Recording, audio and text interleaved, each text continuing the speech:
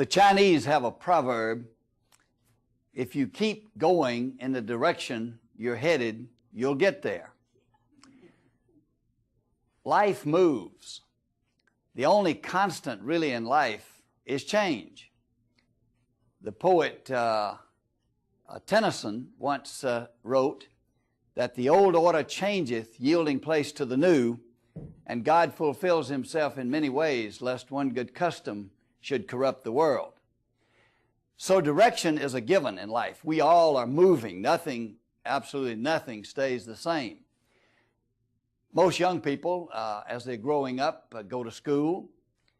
They are moving in the direction of graduating from grammar school, from junior high school, and most people eventually graduate from high school. Many go on to college. After college, some go out into the work world and get involved in pursuing one career or another.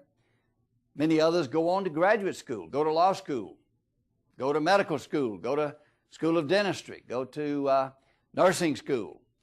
Some even go to postgraduate studies. But eventually, after the education process is over,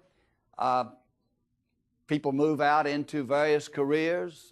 Some become lawyers, doctors, accountants, nurses, go into church work, become a pastor, working with youth or whatever.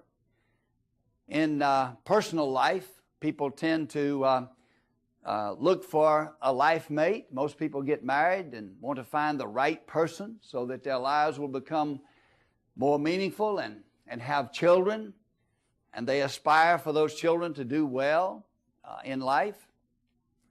And then, of course, as people go through life, there is the aspiration to prepare for retirement, to have adequate resources so that one can engage in things that are meaningful and give purpose to life.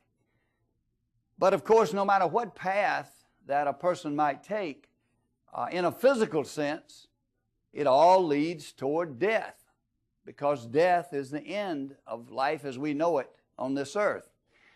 But the question is whether death is it. Is that the end of all of life?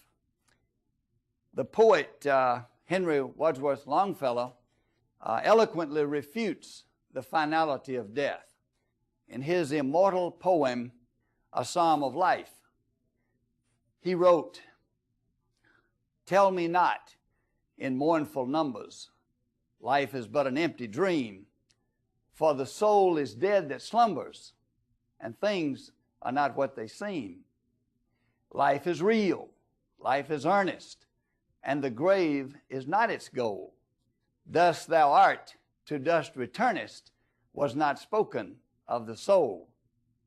Not enjoyment and not pleasure is our destined end or way, but to act that each tomorrow find us farther than today.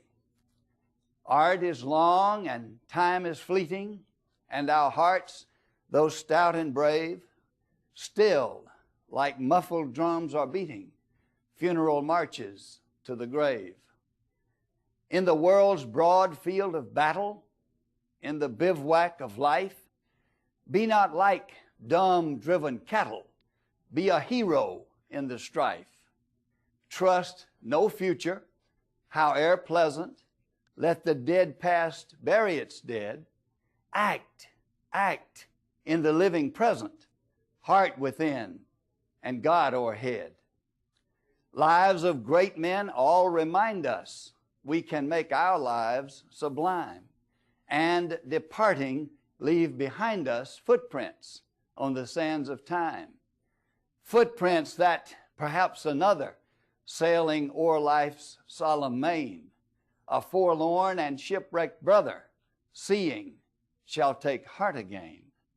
Let us then be up and doing, with a heart for any fate, still achieving, still pursuing, learn to labor and to wait.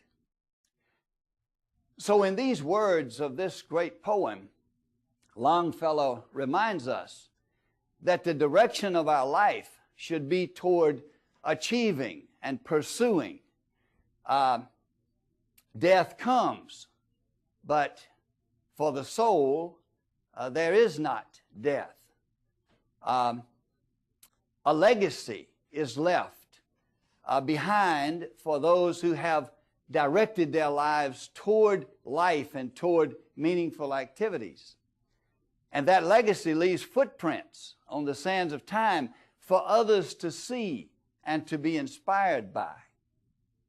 I think Longfellow was definitely inspired by Jesus when he wrote, "Let the dead past bury its dead," because Jesus said almost identically the same thing when, as it's recorded in Matthew, "Follow me and let the dead bury their own dead."